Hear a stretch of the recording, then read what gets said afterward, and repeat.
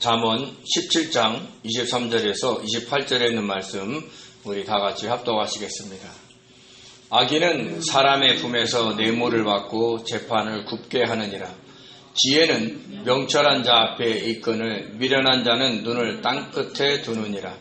미련한 사람은 그 아비의 근심이 되고 그 어미의 고통이 되느니라. 의인을 벌하는 것과 귀인을 정직하다고 때리는 것은 선하지 못하니라.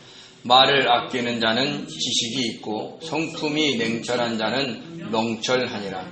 미련한 자라도 잠잠하면 지혜로운 자로 여겨지고 그의 입술을 닫으면 슬기로운 자로 여겨지느니라. 아멘. 아멘.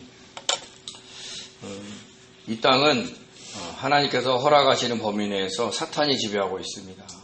그래서 이 땅에 흐르고 있는 풍조와 흐름 속에서는 어느 시대를 막론하고 물질 만능주의가 있습니다. 그것이 아주 그냥 고대 시대든지 중세 시대든지 현대 시대든지 또 어느 나라든지 어느 주의든지 아무 관계 없어요. 그 안에는 가장 힘 있는 것이 돈입니다. 그래서 돈으로 해결되지 않는 문제가 거의 없어요. 그리고 사람들은 좀 더 높은 지에 올라가려고 또 편안하게 살려고 돈을 벌려고 합니다. 가급적이면 많이 벌려고 합니다. 돈이 많아도 돈을 또 벌려고 합니다. 이만큼 있어. 나 이 정도면 돼. 그리고 힘들고 어려운 사람 나눠줘야지. 이런 분들 정말 드뭅니다. 제가 아는 어떤 분은 90이 넘으셨는데도 그 식사도 많이 안 하시는 분인데 지금도 사람들과 만나면 부동산 투자를 얘기를 한답니다. 얼마나 더 사실러? 제가 보기에는 곧 하나님 나라에 갈 것 같은데 그분은 전혀 그런 생각을 하지 않아요. 본인이 거동이 불편해도 지금 당장 어디에 투자해서 어디에 돈 버는 것이 눈에 보이기 때문에. 왜요? 돈이 있으니까. 그래서 계속 투자를 합니다. 그리고 그 돈으로 자기가 하고 싶은 일 마음껏 해요. 그 밑에 있는 자녀들이 쩔쩔매요. 왜요? 그분이 돈이 많으니까. 엄마가 시키는 대로 그냥 다 자녀들이 한다고 합니다. 그러나 하나님은, 주님은 그 돈의 위험성을 우리에게 일찌감치 경고하셨습니다. 마태복음 6장 24절에 한 사람이 두 주인을 섬기지 못할 것이니 혹 이를 미워하고 저를 사랑하거나 혹 이를 중히 여기고 저를 경히 여김이라. 너희가 하나님과 재물을 겸하여 섬기지 못하느니라. 아멘. 여기서 재물, 히브리어 맘모나스는 부재물, 또 영어로는 맘몬입니다. 그래서 우리가 돈의 신을 맘몬신이다 이렇게 이야기를 하고 있습니다. 그러니까 돈을 포함한 재물을 더 사랑하기 때문에 하나님을 미워할 수 있다라고 경고하는 겁니다. 재물을 하나님보다 더 사랑하는 이유는 그 돈인 재물의 위력은 금방 효과가 나타나기 때문에 그렇습니다. 안 되는 문제들이 그냥 금방 해결이 되죠. 우리는 어떻게 됩니까? 하나님 해결해달라 그러면 막 엄청나게 기도하고 시간도 많이 걸리고 그러다 보니까 눈에 보이지 않는 영으로 존재하는 하나님보다 실제적으로 눈에 보이는 돈, 재물을 더 의지하고 사랑하게 되는 겁니다. 그것이 사랑입니다. 그래서 하나님을 미워하고 싫어한다는 것은 무슨 말이냐면 하나님을 믿지 않는다는 얘기가 될 수 있고 그렇게 되면 구원을 받지 못한다라고 이야기할 수 있는 거예요. 그래서 돈과 권력을 너무 사랑하고 재물을 사랑하다 보면 그 사람에게 그 안에 하나님이 주시는 허락하신 영생이 없을 수도 있다는 거죠. 재물도 사랑하고 하나님도 사랑할 수는 없습니다. 하나님을 섬기는데 동시에 재물을 섬길 수도 없습니다. 그런데 오늘날 성도들은 어떻게 돼요? 둘 다 있으면 좋죠. 둘 다 사랑하려고 합니다. 그러나 우리가 인간들도 사랑하다 보면 어떤 두 사람을 동시에 똑같은 분량으로 사랑할 수 있는 사람은 없어요. 자녀들도 다 다릅니다. 사랑하는 것이. 아무리 많은 자녀를 두는 어머니가 다 사랑한다 하지만 똑같을 수 없어요. 근데 인간이 보기에 재물은, 돈은 하나님과 같은 힘이 있는 것처럼 느껴질 때가 많습니다. 아까도 말씀드렸지만 그 돈으로 해결되는 일들이 많기 때문에 그래요. 막 눈에 보이니까. 그래서 어느 시대를 막론하고 이 재물을 더 사랑하고 의지하고 있습니다. 그리고 그 재물을 이용해서 자기가 막 마음껏 하고 싶어하는 사람도 있죠. 그래서 그 재물을 이용해서 많이 자기가 하고 싶은 걸 하려고 할 때의 잘못된 길이 뭐냐? 바로 뇌물입니다. 뇌물은 공의와 정의를 무너뜨릴 수 있어요. 그래서 그 폐해가 너무 크기 때문에 하나님은 모세를 통해서 일찌감치 경고를 하셨습니다. 출애굽기 23장 8절과 신명기 16장 19절에 이런 말씀이 있습니다. 너는 뇌물을 받지 말라. 뇌물은 밝은 자의 눈을 어둡게 하고 의로운 자의 말을 굽게 하느니라. 너는 재판을 굽게 하지 말며 사람을 외모로 보지 말며 또 뇌물을 받지 말라. 뇌물은 지혜자의 눈을 어둡게 하고 의인의 말을 굽게 하느니라 라고 얘기를 했습니다. 이 말씀을 언제 했냐? 이스라엘 백성들이 가나안 땅에 정착하기 전 광야에서 하신 거예요. 광야에서는 뇌물을 쓸 일이 별로 없어요. 다 천막생활하고 있기 때문에. 근데 나중에 가나안 땅에 가서 다 정착하게 되면 거기서 거주생활을 하게 되고 그러다 보면 자연스럽게 이 뇌물이 통용된 것을 하나님이 염려해서 미리 말씀을 하시는 겁니다. 그래서 가나안 땅에 들어가 정착하거든 하지 말라는 명령 중에 이 말을 집어넣으신 거죠. 그만큼 뇌물은 역사가 오래됐어요. 오늘날만 있는 게 아니에요. 오늘날만 부패한 게 아니에요. 어느 시대, 어느 국가 다 사람이 사는 곳에는 이 뇌물을 통한 부패가 있습니다. 23절에 이렇게 말씀합니다. 악인은 사람의 품에서 뇌물을 받고 재판을 굽게 하느니라 라고 얘기를 했습니다. 악인은 늘 말씀드리지만 주님의 뜻보다는 자기의 뜻과 욕심을 이루고 살아가는 사람을 의미합니다. 그래서 어떤 사람이 자기의 품에서 뇌물을 꺼내주면 그것을 받습니다. 그리고 자신이 맡은 재판을 굽게 하는 거예요. 자신이 내릴 판결을 바꾼다는 뜻입니다. 또 재판뿐만 아니라 자기가 뭔가를 하려고 생각했던 것, 계획했던 것을 그 뇌물로 해서 바꾼다는 거죠. 근데 이 악인은 단순히 나쁜 사람이 아닙니다. 선량한 사람, 좋은 사람일 수 있어요. 또 믿는 성도일 수 있습니다. 그렇지만 뇌물에 넘어갈 수 있다는 거죠. 왜? 모든 사람은 자기가 처해 있는 형편들이 다 있기 때문에 그래요. 그래서 그 형편에 따라서 그 선한 사람들이 지금 오늘 본문에 말씀하시는 그 악인이 될 수 있다는 거죠. 더군다나 재판을 굽게 했다. 당시에 재판할 수 있는 사람은 제사장이나 사사나 선지자였어요. 오늘날로 얘기하면 목회자입니다. 또 오늘도 재판하는 사람이 누가 있어요? 재판관들이 있죠. 또 가정에서는 가장, 회사에서는 사장과 임원이 그 역할을 할 것입니다. 이 중에는 하나님을 믿고 섬기는 사람들이 많습니다. 그런데도 하나님을 두려워하지 않고 자기의 이익에 따라 그 뇌물을 받는다는 거죠. 오늘날의 목사님들도 말씀에 따라 신앙의 양심에 따라 하나님 앞에서 살아가기보다는 친분에 따라 뇌물에 따라 다른 행동을 할 때도 있습니다. 저라고 여기서 자유롭지는 않습니다. 안 하려고 하는데 어떨 때는 마치 뇌물을 받고 뭘 하는 것처럼 그런 상황이 벌어질 때가 있어요. 이거 뇌물입니다 하고 주지 않거든요. 하나님 앞에 헌금하는 것처럼 주면서 다른 걸 요구할 때가 있다는 거죠. 정말 힘듭니다. 그만큼 돈의 위력이 강하는 거예요. 그러니까 다양한 형태로 뇌물이 우리에게 다가올 수 있다는 거죠. 왜 그럴까요? 우리가 예전에 한번 배웠습니다. 잠언 17장 8절이죠. 뇌물은 그 임자가 보기에 보석 같은즉 그가 어디로 향하든지 형통하게 하느니라. 그때 세번역으로 뭐라 그랬냐면 뇌물은 요술왕망이 같아서 안 되는 일이 없게 한다 이렇게 얘기하죠. 근데 잠언 17장 15절에 이어서 나오는 게 뭐냐면 악인은 의롭다 의인은 악하다 하는 두 사람을 하나님이 싫어한다 그랬어요. 미워한다 그랬죠. 왜요?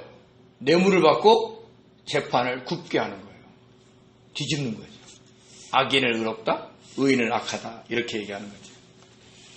그래서 만약에 하나님을 두려워하고 하나님 앞에서 살아가는 사람이라면 그 뇌물에 흔들리지 않고 주의 뜻대로 살아가려고 애를 쓰셔야 된다는 겁니다. 왜냐하면 우리의 삶의 일거수일투족을 하나님이 보고 계시기 때문에 그렇다는 거죠.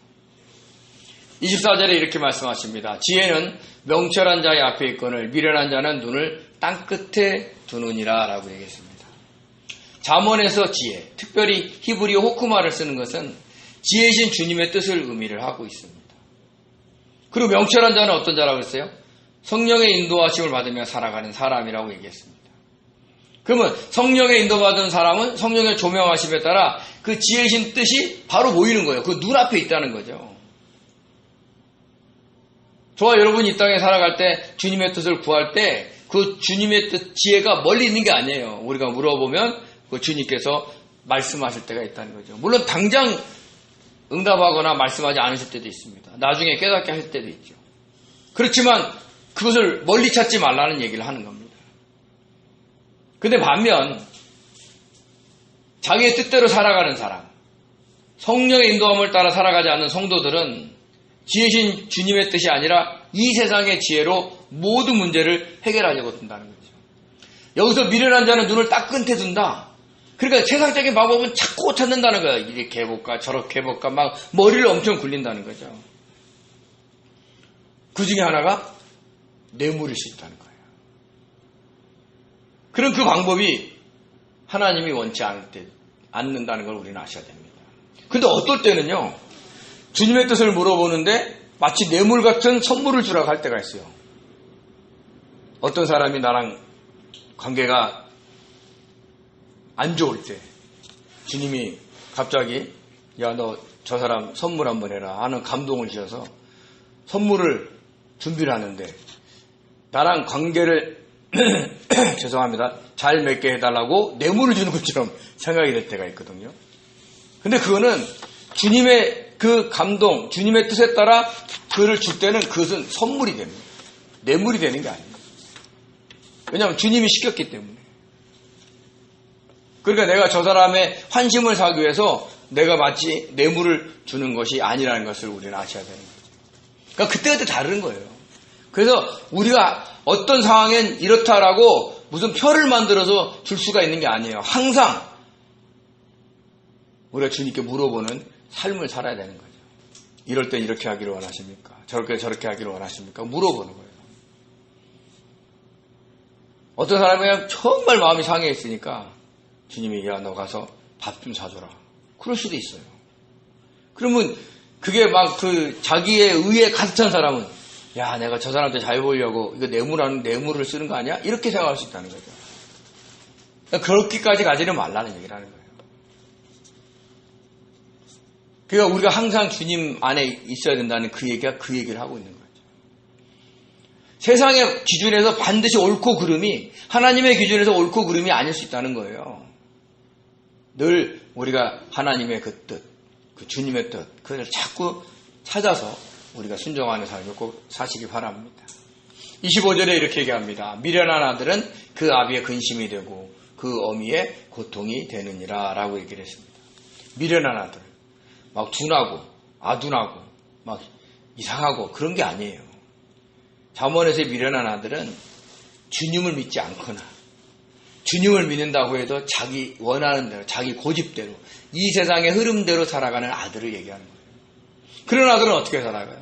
그 땅 끝에까지 세상적인 방법을 쫓아 살아가는 거예요. 주님께 물어보지 않고 주님이 어떻게 살아가기를 원하시는지 물어보지 않고 살아가는 거죠. 지혜가 바로 앞에 있는데도 항상 세상적인 방법으로 얘기를 해요. 믿음의 가정도요, 신앙적인 어떤 그 안에서 얘기를 하려는데 그게 안 통할 때가 있어요. 오히려 믿는다고 믿음의 얘기를 하면 더 받는 거 싫어하는 거예요. 왜요? 자기가 원하는 게 아니기 때문에 그래요.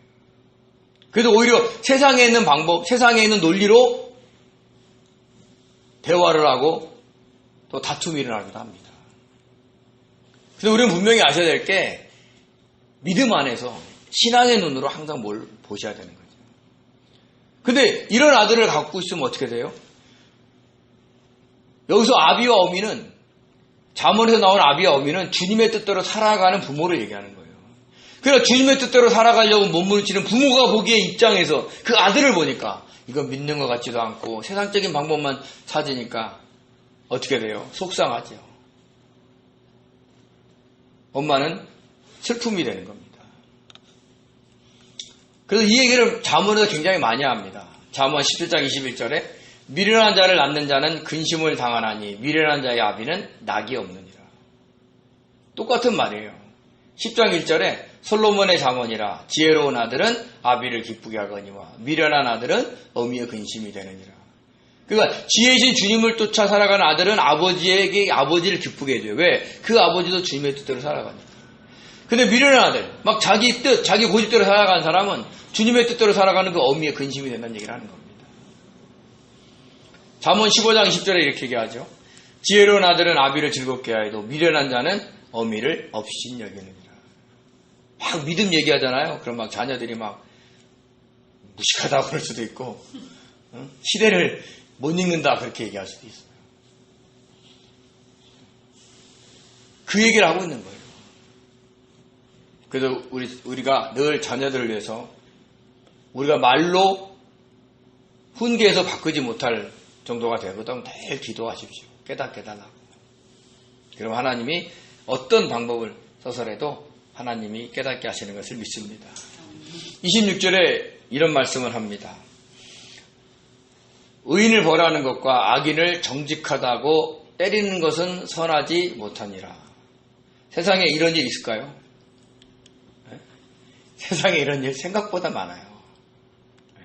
자기의 이익을 따라서 올바르게 살아가는 사람을 죄인으로 둔갑시켜가지고 그 사람을 힘들게 하는 사람들이 많습니다.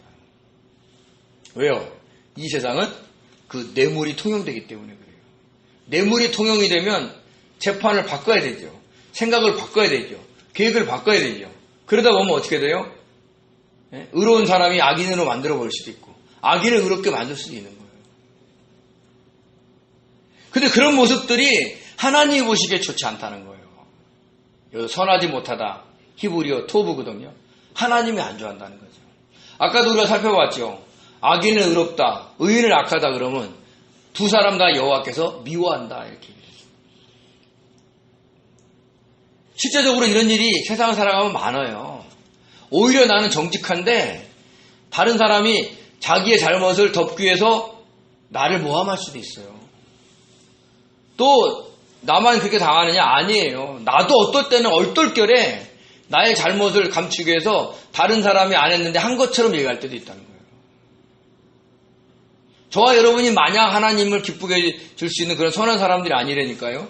저와 여러분도 얼마든지 나의 어떤 육체의 소욕 때문에 오늘 이 잠언이 경고하는 그 얘기를 우리가 할 수 있다는 거예요. 그래서 우리는 이 말씀을 깊이 생각해야 되는 거죠. 의인을 벌하는 것과 귀인을 정직하다고 때리는 거, 그때 누가 그런 행동을 하는 게 그 참 나빴어. 그렇게 얘기하지 마시고 혹시 나는 그러지 않았나 보셔야 돼요.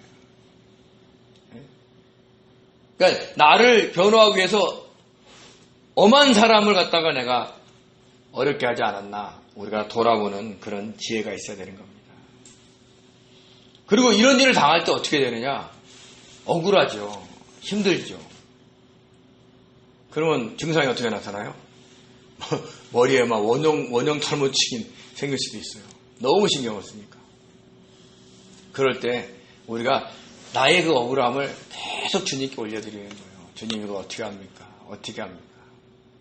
우리가 고민하면서 생각하면서 이 머리에 뚜껑을 닫아놓으면 막 머리에 열나지요. 가슴에 화병 오르죠.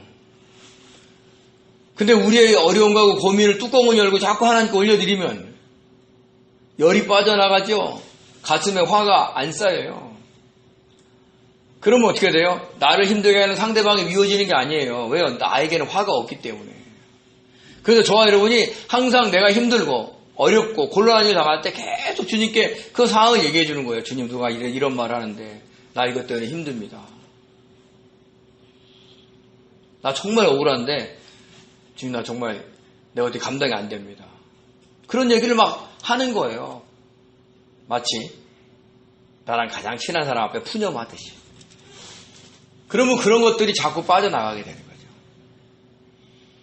의인을 벌하는 것과 귀인을 정직하다고 때리는 것 자체가 하나님 보시기에 좋지 않지만 당하는 사람도 그걸 막 억울해서 끙끙 앓는 것도 하나님 보시기에 기뻐하지 않는 거예요.